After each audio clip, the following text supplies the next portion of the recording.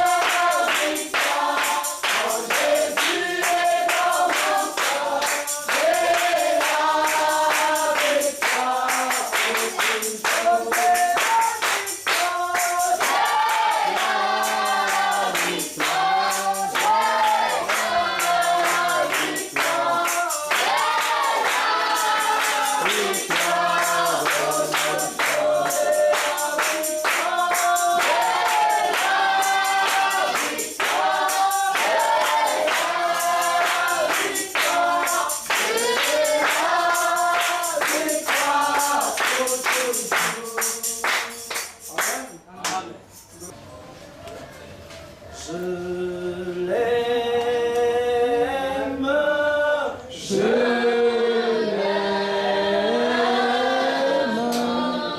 parce qu'il est là le premier et à qui mon salut sur le voie du calvaire. Dieu le Seigneur, ô notre Père Céleste, toi notre Dieu, tu nous as amenés au Seigneur pour t'écouter. Tant que nous êtres humains, nous avons l'imagination de notre esprit, Seigneur. Et nous te prions en ce moment que tu donnes nos oreilles, Seigneur. C'est aussi les oreilles qui vont écouter ta parole. Et prépare à moi, Seigneur. Amen. Que le Seigneur vous bénisse. Amen. Je suis, comme le pasteur vient de le dire, le frère Patrick Kangata. Je vis à Bruxelles et j'ai conduit une église qu'on a appelée Bethesda Tabernacle. Amen. Je vis ici chez le frère Sylvain Aquala. Et j'ai rencontré le frère. Il m'a dit si je pouvais passer vous voir. Je suis content de venir vous voir. Amen. Nous allons prendre nos Bibles dans Genèse au chapitre 22. Je viens du travail, je suis fatigué, mais nous allons essayer de parler pendant quelques instants.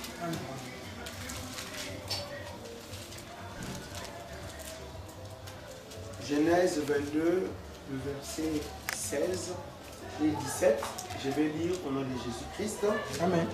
Et dit, je les jure par moi-même, parole de l'Éternel, parce que tu as fait cela et que tu n'as pas refusé ton fils, ton unique, je te bénirai et je multiplierai ta postérité, comme les étoiles du ciel et comme les sables qui est sur le bord de la mer. Et ta postérité possédera le porte de ses ennemis. Hébreux au chapitre 6. Hébreux au chapitre 6, nous allons prendre le verset 13 jusqu'à 15. Car lorsque Dieu fit la promesse à Abraham, puisqu'il n'avait personne de plus grand par qui jurer, il jura par lui-même, disant, certes, en bénissant, je te bénirai, et en multipliant, je te multiplierai. Ainsi, Abraham, ayant eu patience, obtint ce qui avait été promis. Et le Seigneur ajoute la bénédiction à sa parole. Vous pouvez vous asseoir. Je pense que nous connaissons le verset de la Bible. Nous connaissons le Père Abraham. Et nous savons que Dieu lui avait promis des choses. Et la Bible nous dit dans Hébreux que Abraham avait eu patience. Donc Dieu lui avait promis des choses. Dieu peut nous donner tout ce que nous voulons comme nous sommes assis là. Mais Dieu nous demande la patience. Amen. Nous allons voir avec vous que la patience n'a pas seulement l'essence d'attendre. Parce que d'habitude, quand on dit soyez patient, c'est qu'on veut nous dire d'attendre quelque chose qui va arriver. Amen. Mais parfois, la patience n'est pas seulement l'attente.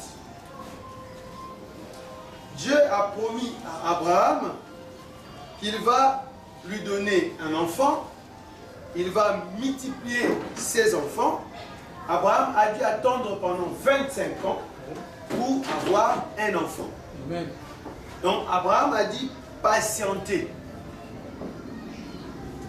Et l'apôtre Jacques nous dit ceci.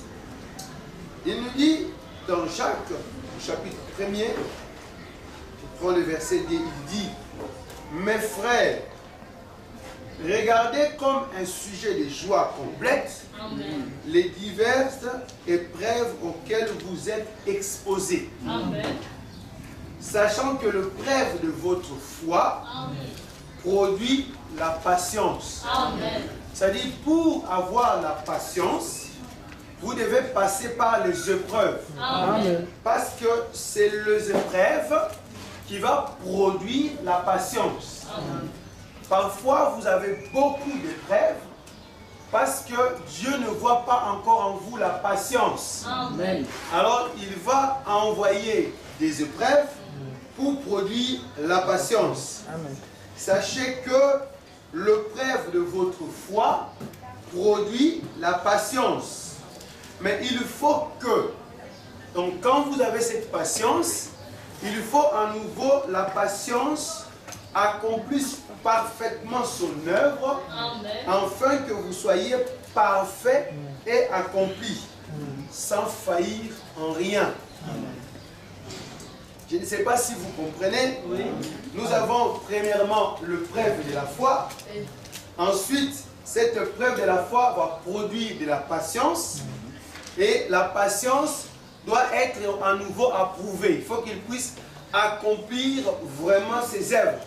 C'est-à-dire, vous devez être tenté. Les gens doivent venir vers vous pour faire quelque chose. Alors, vous allez être patient vis-à-vis de cette personne.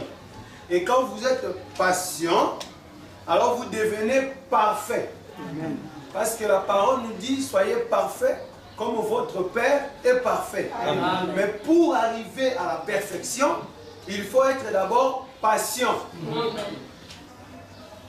Ça, nous ne faisons que lire le prophète. Vous savez, hein, si je voulais dire quelque chose aujourd'hui comme un message ou un sujet, je disais, il y a des choses qui vont ensemble. Vous ne pouvez pas avoir l'une sans avoir l'autre. Vous ne pouvez pas être parfait si vous n'avez pas la patience. Amen. Je vais vous montrer une autre chose qui va ensemble. Avant de revenir dans mon sujet, notez bien, je parle de la patience. Amen. Et avant de revenir sur la patience, je vais parler d'une autre chose. Cette autre chose va aussi ensemble avec son ami. Et le prophète les appelle des jumelles. Et ces deux choses sont souvent, le frère dit, je suis sauvé. Je suis sauvé. Dieu nous a sauvés. Et en gros, nous disons, je suis sauvé par la grâce.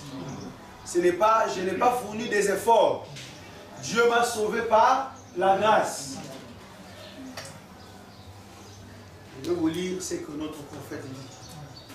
Vous croyez en frère Balaam? Amen.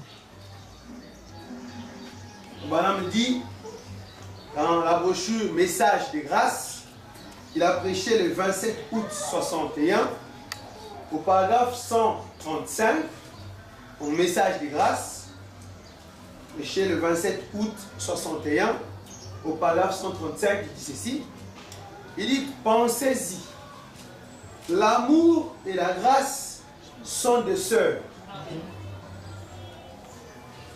L'amour et la grâce sont des sœurs, des jumelles. Elles sont des jumelles. C'est tout à fait exact. Pour avoir la grâce, il vous faut avoir l'amour. Donc pour avoir la grâce, il vous faut avoir l'amour. Pour que vous puissiez vraiment montrer de l'indulgence envers quelqu'un, vous devez l'aimer. Qu'il soit bon ou mauvais. Amen. Donc, si vous n'avez pas l'amour envers une personne, vous ne pouvez pas avoir de l'indulgence. Vous ne pouvez pas aimer cette personne. Vous ne pouvez pas tolérer certaines choses. Mais si vous l'aimez, cette personne va trouver grâce devant vous. Il y aura certaines choses que vous allez tolérer. Vous devez de toute façon l'aimer, sinon vous ne le saurez pas. Vous voyez? Ainsi, l'amour et la grâce sont identiques. Amen. Elles ne sont que des jumelles, c'est tout. L'amour et la grâce. Nous ne pouvons pas avoir l'un sans l'autre. Donc vous devez, quand vous dites Dieu vous a sauvé par la grâce, Dieu met l'amour dans votre cœur. Amen. Vous ne pouvez pas être sauvé et haïr les autres. Parce que les deux vont ensemble. Amen. Nous ne pouvons pas voir l'un sans l'autre. Et Frère Branham lit les versets en disant, Dieu a tant aimé le monde qu'il a donné son Fils unique. Dieu a aimé, il a manifesté la grâce. Il dit ici, et il a répandu sa grâce dans nos cœurs par le Saint-Esprit. Vous voyez, il nous est impossible de traiter avec l'un sans l'autre. Donc, si je suis sauvé par la grâce, Dieu a déversé l'amour dans mon cœur pour que je puisse aimer les autres. La grâce de Dieu, c'est ce qui nous sauve. Mais une fois que cette grâce vient dans nos cœurs, Dieu place aussi son amour dans nos cœurs. Parce que les deux sont identiques. Amen. Et vous allez me dire, mais cette personne m'a vraiment fait du mal. J'avais vraiment raison. Vous ne savez pas ce qu'il m'a fait, c'est pour cela que vous parlez comme ça. Je sais que l'amour et la grâce, comme le prophète le dit. Continuons un peu. Dans l'année du jubilé prêchée le 3 octobre 54. L'année du jubilé prêchée le 3 octobre 54. Au paragraphe 149, Frère Branham dit, si vous avez de l'inimitié contre un voisin, contre quelqu'un qui vous a fait du tort, et cette personne vous a fait du tort, le prophète répète 2 fois, si vous ne pouvez dans votre cœur aimer cette personne, ne prenez pas cette expérience. Amen. Donc d'abord, la personne vous a fait du tort. Mais ne prenez pas cette expérience. Vous devez aimer ceux qui ne vous aiment pas. Amen. Si vous aimez ceux qui vous aiment, les pécheurs font la même chose. Amen. Mais vous devez aimer maintenant, pas juste pour accomplir un acte religieux. Vous dites, ah non, on nous a dit d'aimer, j'aime cette personne. Ça vous accomplissez un acte religieux. Mais vous devez l'aimer de tout votre cœur. C'est lui-là qui vous a fait du tort.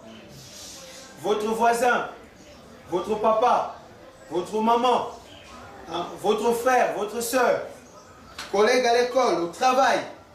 Vous devez l'aimer de tout votre cœur. Alors que cette personne vous a fait du mal. Et quelqu'un a dit à Frère Branham, il dit, comment faire? Comment un chrétien peut vraiment être profondément dans l'amour de Dieu? Et Frère Branham a dit que cette personne devait lire la parole et prier. Amen. C'est les deux choses qui amènent l'amour. Parce que vous dites que vous êtes sauvé par la grâce. Alors il faut l'amour. Parce que les deux choses vont aussi ensemble. Et si nous revenons dans notre sujet, nous parlons de la patience qui produit la perfection, parce que nous devons être parfaits pour vivre avec Dieu éternellement.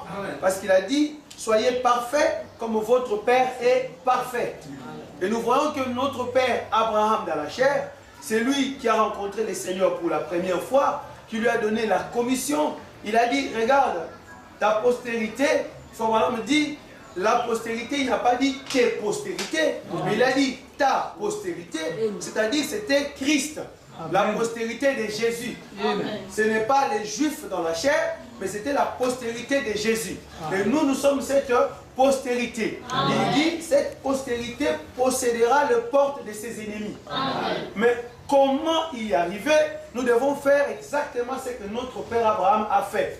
Nous devons être patients, car c'est la patience qui produit la perfection. Juste. Et si nous venons de lire le verset de la Bible qui nous montre tout ça, et Jacques qui nous dit que regardez, ou prenez, je vais relire ça, il dit regardez comme un sujet de joie complète. Ce n'est pas une partie de la joie, mais prenez comme sujet de joie complète les diverses épreuves auxquelles vous pouvez être exposés. Donc il n'y a pas de limite. Si je suis éprouvé que Dieu est en train de me faire voir quelque chose dans les épreuves, comme j'ai perdu ma femme, j'ai perdu ma mère ou mon enfant, j'ai perdu mon travail, je n'ai pas l'argent et que je souffre, je dois les considérer comme une joie parfaite. C'est pour cela la Bible disait, il faut être dans la joie alors que vous souffrez. Amen. Comment est-ce possible? Parce que nous savons que les épreuves auxquelles nous sommes exposés, sachant que l'épreuve de votre foi produit la patience. Amen. Et en multipliant, il continue en disant, mais il faut que la patience accomplisse parfaitement son œuvre. Amen. Il faut qu'on voit l'œuvre de la patience. C'est là où on parle de la tentation.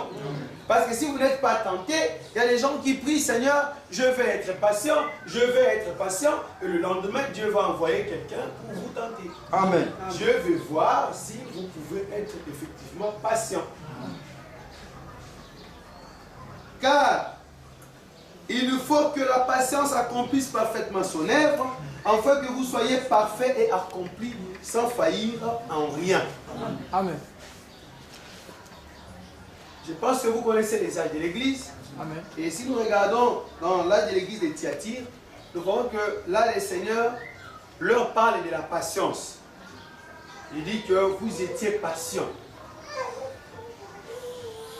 Et dans l'exposé des 7 âges de l'Église, je suis à la page 304, pardon, exposé des 7 âges de l'Église, à la page 304, le prophète dit ceci, il dit, qu'en a-t-il par la parole de la patience? Que veut dire la parole de la patience? Tout ce que je suis en train de vous dire, mais qu'est-ce que ça signifie réellement? Il dit, Hébreux 6, 13, 15 dit, car lorsque Dieu fit la promesse à Abraham, puisqu'il n'avait personne de plus grand par qui jurer, il jura par lui-même, disant, certes en bénissant, je te bénirai, et en multipliant, je te multiplierai. Amen. Ainsi, Abraham, ayant eu patience, obtint ce qui avait été promis. Amen. Écoutez-moi bien. Abraham dit, voyez-vous, l'Esprit parle de la parole de Dieu qui nous a été donnée. Amen. Cette parole nous a été donnée à tous. Il dit, attendre l'accomplissement de cette parole, demander de la patience. Amen. Donc la parole a été donnée à Abraham comme étant notre représentant devant Dieu. La parole nous a été donnée à tous. Mais l'accomplissement de cette parole demandait quoi? De la patience. Écoutez, comme cela a été le cas pour Abraham, il a persévéré comme voyant celui qui était invisible. Il a été patient et à la fin, la parole s'est accomplie. Écoutez maintenant pour nous. Voilà comment Dieu enseigne la patience à son peuple. Amen. Bien sûr, il accomplissait sa parole par une manifestation matérielle. Donc si Dieu accomplissait sa parole par une manifestation matérielle, c'est-à-dire je vais te donner de l'argent, prends de l'argent, une manifestation matérielle, au moment même où vous priez, vous n'apprendriez jamais la patience. Amen.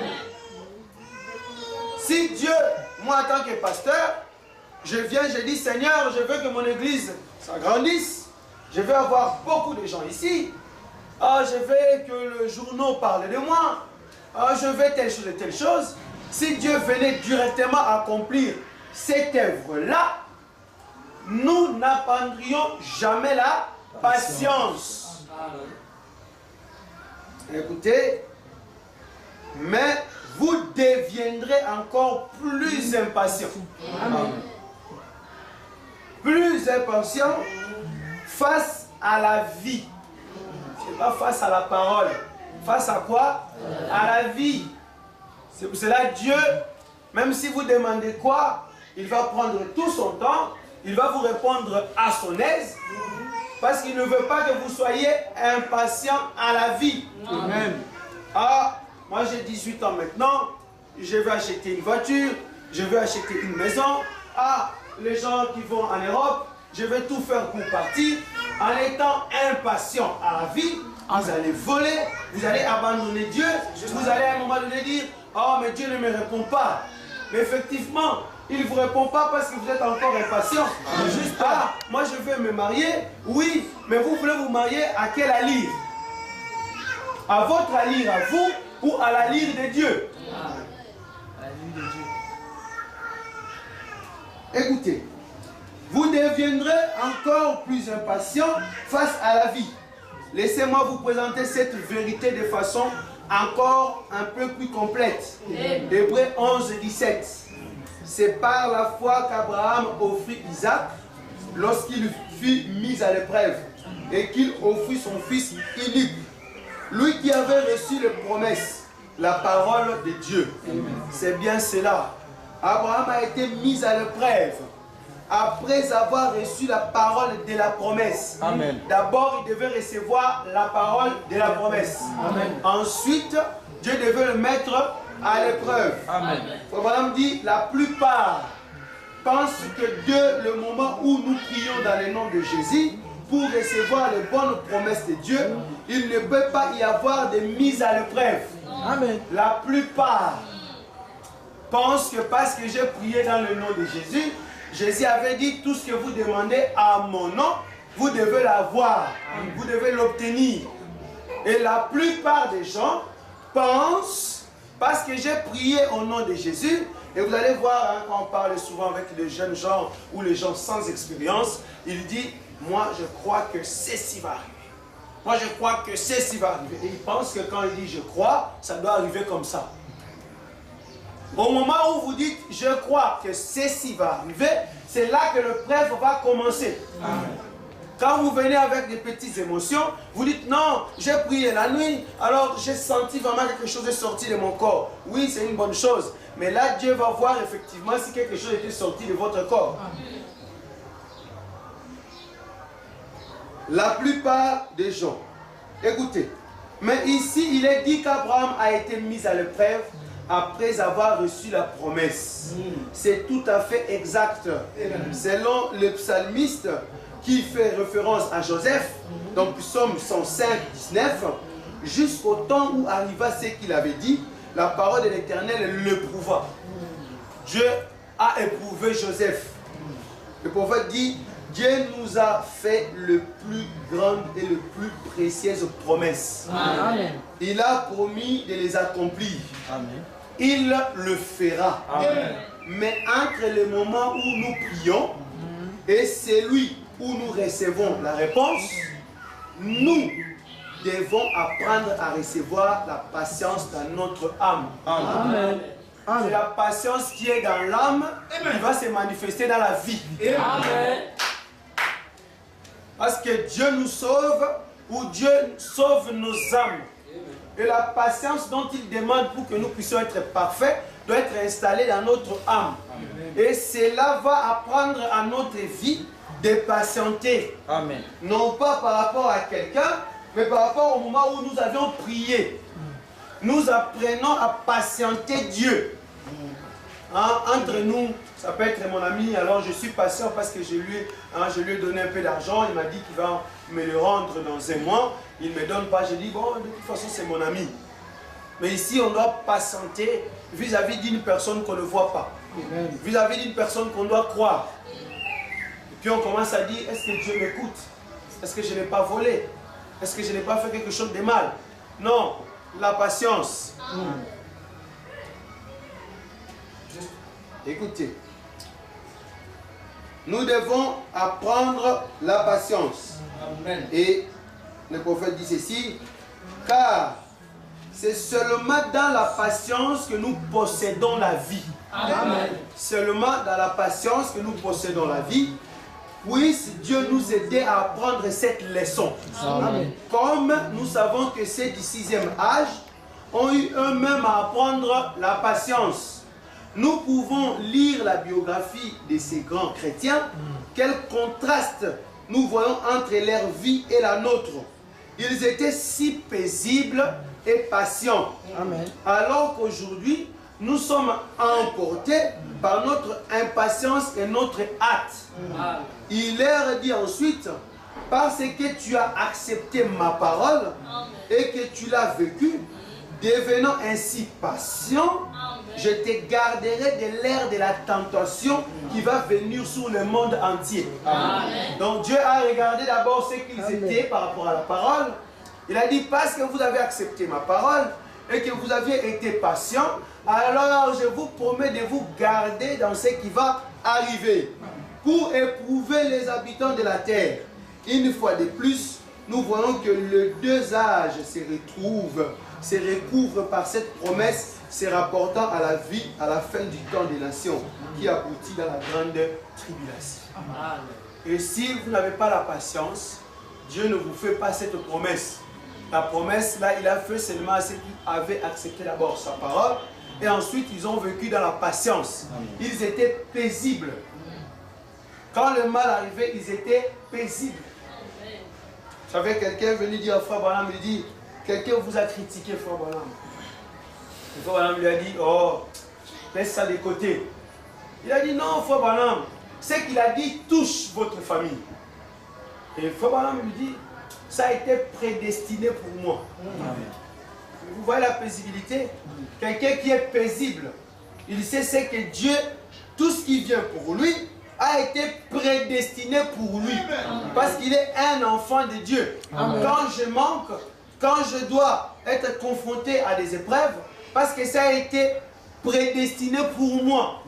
Et il continue en disant à ses frères, il dit, si je dois agir à ta façon, je serai tout le temps en train de tomber. Amen. Je tombe, Seigneur, pardonne-moi, je m'étais énervé cette fois-là. Et puis le lendemain, quelqu'un vient encore. Non, il a parlé de mal de toi. D'ailleurs, je ne vais pas te dire ce qu'il a dit. Pour te mettre bien en colère. Vous savez, quand vous ne savez pas ce que la personne a dit de vous, alors dans votre cœur, vous vous demandez, mais il avait dit quoi? Je continue toujours dans l'exposé de cet âge. Je suis toujours dans l'âge de Thyatire, à la page 215. Le prophète dit ceci, je connais ta foi. Donc il est en train de parler du verset de la Bible que Dieu reconnaissait la foi des gens de Thyatire. Et Frère Branham dit, il ne dit pas ici comme à l'église de Pergame. Parce qu'à l'église de Pergame, il n'a pas dit je connais ta foi, mais il a dit tu tiens ferme ma foi. Donc Dieu fait la différence entre la foi de ces gens et la foi de Dieu. Amen. Souvent nous avons la foi de Dieu. Mais nous-mêmes, nous n'avons pas notre propre foi. Ah, la parole fait la différence. Il dit, je connais ta foi. Donc chaque personne ici doit avoir sa propre foi. Amen. Et votre foi n'est pas la foi de Dieu. Amen. Parce que dans l'âge de Pergame, il a dit, tu tiens ferme ma foi. Et le prophète dit, ici, il ne parle plus de sa foi à lui. Mais il parle de la foi de ces gens. Il dit, mais il les félicite pour leur fidélité. En même temps, il parle aussi de leur patience. Donc, votre foi en Dieu vous donne la patience. Parce que vous croyez que si je n'ai pas encore la réponse, c'est Dieu qui veut que cela soit ainsi. Amen. Tout concourt au bien de ceux qui aiment Dieu. Amen. Donc le Seigneur m'aimant, il a voulu que les choses soient ainsi. Amen. Alors cela vous donne la patience. Amen. Il ne parle pas seulement de la foi en tant que fidélité, mais la foi a engendré la patience. Amen. Or, la fidélité et la patience vont ensemble. Amen. Vous voyez, vous êtes patient, vous êtes parfait. Vous êtes patient, vous êtes fidèle. Vous êtes patient, vous avez la foi. Donc en ayant la patience, vous êtes parfait. Parfait selon ce que Dieu voulait que vous puissiez être. Vous êtes sûr que vous êtes un enfant de Dieu. Parce que vous êtes patient. Amen. Il dit, or, la fidélité et la patience vont ensemble. En effet, la patience, c'est le produit de la fidélité. Car il est dit dans Jacques 1,3, le preuve de votre foi produit la patience. Amen. Il n'y a absolument aucun autre moyen d'obtenir la patience. Amen. Il n'y a absolument pas d'autre moyen pour produire, pour obtenir la patience. Seulement par les épreuves. Elle doit venir par l'épreuve de notre foi. Romains 5, 3. La tribulation produit la patience. Quand vous passez par les épreuves, quand vous avez des problèmes, quand vous êtes confronté à certaines réalités, seulement avec ça que vous pouvez avoir de la patience. Amen. Or, Dieu veut que vous puissiez avoir la patience. C'est ce que Dieu veut. C'est ce que l'Éternel cherche. Il ne veut pas que vous restiez quelqu'un qui est impatient. Parce que quand vous êtes impatient, vous ne pouvez pas être fidèle.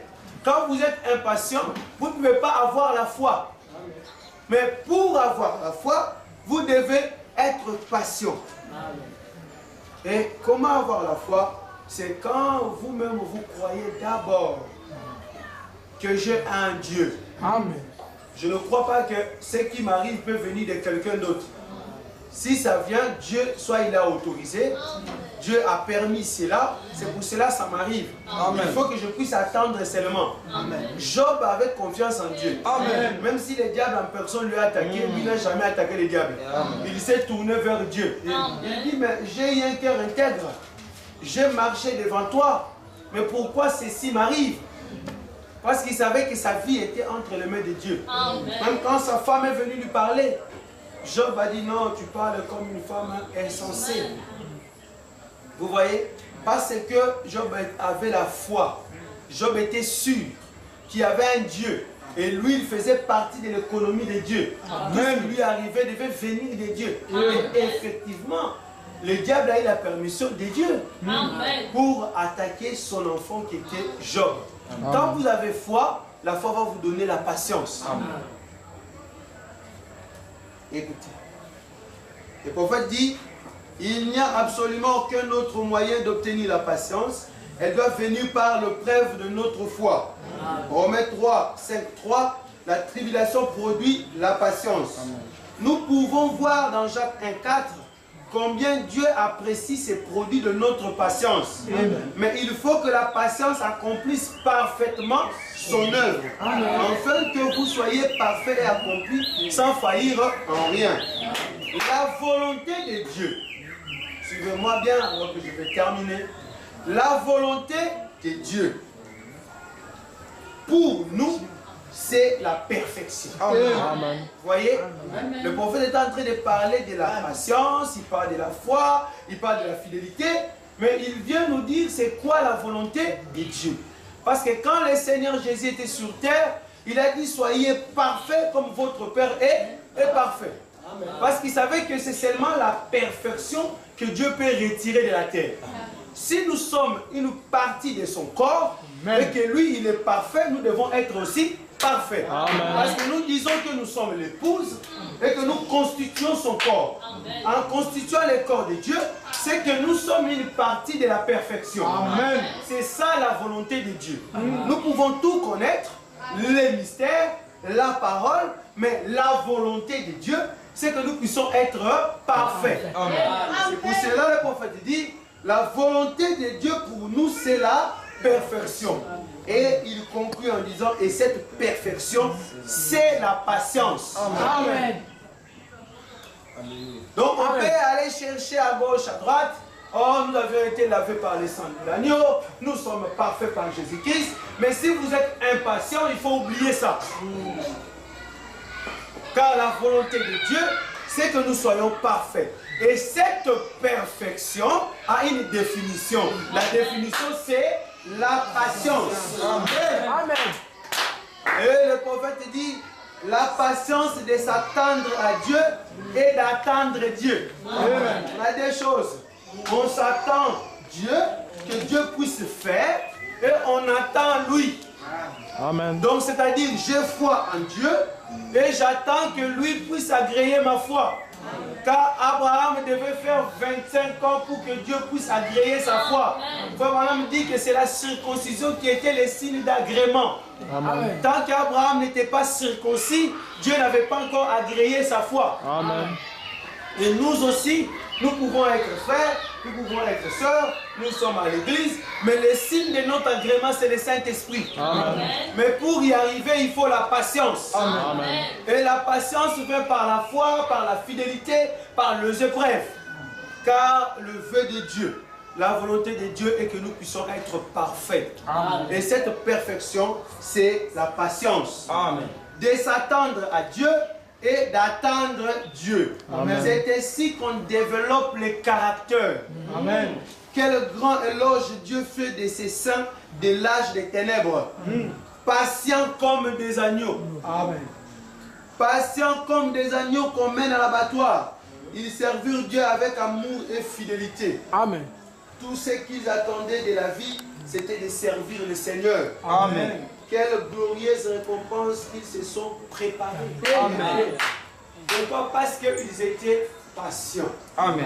Ils ont eu foi en Dieu, leur propre foi, par la foi de Dieu, mais ils avaient leur foi qu'ils avaient mise en Dieu, et la foi a produit la patience, la patience les a rendus parfaits, et Dieu les a agréés. Amen. Amen. Et c'est ce que je peux vous dire comme un message ce soir. Amen. Si nous pouvons travailler sur les épreuves, travailler sur notre petite foi. Le Seigneur a dit, même si votre foi est petite comme le grain de moutarde, il lui dit, rien ne peut vous résister. Et le prophète dit, parce que le grain de moutarde ne se mélange pas avec autre chose. Ça dit, même si vous avez une petite foi, l'incrédulité ne peut pas entrer dans la petite foi. Amen. Alors avec ça, vous devez patienter, croire toujours en Dieu. Mais en patientant et en attendant que le Seigneur puisse répondre, que le Seigneur puisse agir, vous allez atteindre la perfection. Amen. Et quand vous arrivez à la perfection, la volonté de Dieu s'est accomplie dans votre vie. C'est tout ce qu'on a besoin. Le reste viendra après. On a besoin d'être agréé par Dieu. Amen. Nous venons ici pour être agréés par Dieu. Alors ici, nous venons d'apprendre le chemin. Amen. Comment arriver à l'agrément. Pour être agréé, Dieu nous demande d'utiliser la fidélité, les épreuves qui nous arrivent, de les considérer comme des sujets de joie complète, afin que nous puissions avoir la patience. Amen. Ça, c'est la première étape. Une fois qu'on a la patience va produire la perfection. Et la perfection, c'est la volonté de Dieu. Et arrivé là, Dieu va nous protéger comme il a fait avec les autres des âges passés. Et si vous avez quelque chose à faire, c'est de prier et c'est de lire la parole.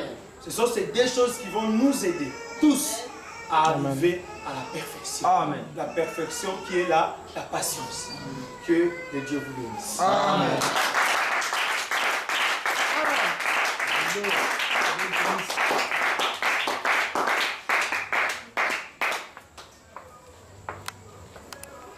Fait beaucoup de bien. Amen. Vous savez, Dieu parle aussi simplement. Et Dieu utilise les ministères chacun aussi particulièrement. Amen. Et Dieu merci parce que c'est un bon et un puissant message. Amen. La patience. Tu es chrétien aujourd'hui. Tu es un fils de Dieu. Mais tu dois user de patience. La volonté de Dieu, c'est que nous soyons comment? Que nous soyons parfaits. Ça, c'est la volonté de Dieu. Parce que nous sommes ses enfants, lui est parfait, et il voudrait que nous soyons parfaits comme lui. Amen. Et aujourd'hui, la parole que nous avons reçue est une parole parfaite. Amen. Nous avons reçu une foi parfaite. Nous avons reçu un amour parfait. Amen. Et nous devons devoir fidélité à cela. Amen. Amen. Amen. Donc toi, tu as cru la parole. Ça ne sert à rien de faire gauche, droite. Ou tu tombes, tu te relèves. Tu tombes, tu te relèves. Il ne faut pas te décourager. Amen. Amen. Tu dois regarder cela comme un sujet de joie complète. C'est Dieu qui permet ça. Dieu savait. Regardez quand il était à Gethsémane. Il fallait qu'il porte la croix. Il fallait qu'il marche, qu'il porte ton iniquité. C'était lourd. Il est arrivé à Gethsémane et il dit, Seigneur, est-ce que tu ne peux pas enlever cela de moi? Mais toutes les fois, comme il connaissait la volonté de Dieu, non pas ma volonté, mais que ta volonté soit faite. Amen. Alors il a accepté ça. Et il est parti. Il est allé. Il est parti. Et il a pris la croix. Il tombait. Il se relevait. Il tombait. Il se relevait. Il ne s'est pas découragé. Amen. Le découragement n'est pas de Dieu. Fortifie-toi et prends. Amen. Il ne faut pas se décourager. Il faut être fidèle. Parce que celui qui a fait la promesse est fidèle. Amen. Il est fidèle. Si toi tu n'es pas fidèle, si le pasteur n'est pas fidèle, mais lui demeure fidèle. Amen. Il est toujours fidèle. Amen. Il n'a jamais failli. Pour ton œuvre, l'œuvre qu'il a commencé dans ta vie, l'œuvre qu'il a commencé en toi, si tu te confies en lui, il t'amènera jusqu'au bout. Amen. Voyez avec Frère Branham, Dieu, la patience de Dieu à Frère Branham. Il dit, ne bois jamais, ne fume jamais, ne souille jamais ton corps. Parce que quand tu seras grand, pas étant petit, quand ton ministère va grandir, étape par étape, après les différents poules, à la fin de ton ministère, j'aurai un travail à faire avec toi. Donc Dieu demande, requiert toujours de la patience. Aujourd'hui, tu es la fils de Dieu. Aujourd'hui, tu es la fille de Dieu. Il te faut de la patience. Amen. La patience dans la vie. La patience dans le travail. La patience dans l'œuvre. Même le pasteur, il faut la patience. Aujourd'hui, chez les pasteurs, il manque la patience. On veut vite avoir beaucoup de brebis pour avoir beaucoup d'argent. Dieu n'est pas là. Amen. Dieu voudrait que nous ayons la patience, parce que la patience, c'est du caractère. Amen. Et Dieu viendra chercher le caractère. Cette dame qui a du caractère, qui a les vertus de la parole. Et la patience fait partie de ces vertus. Amen. Cette robe a cette couleur.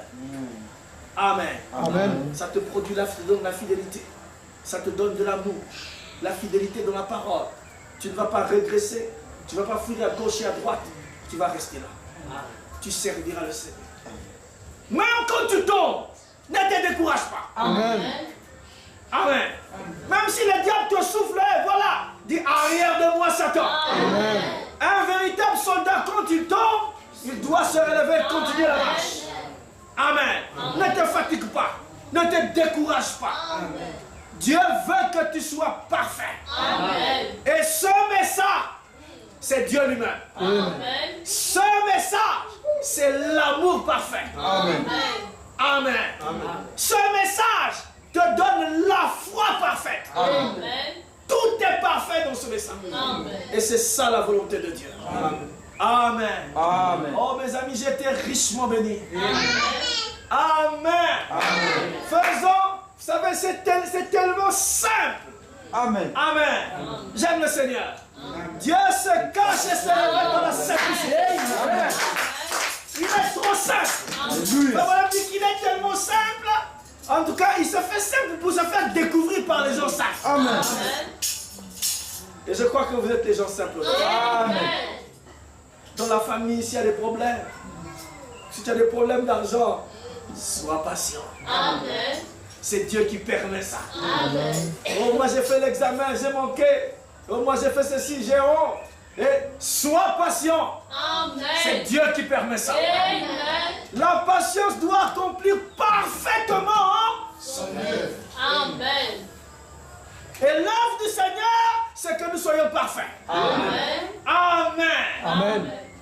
Est-ce que vous voulez être parfait? Amen. Alors on va se lever pour adorer le Seigneur.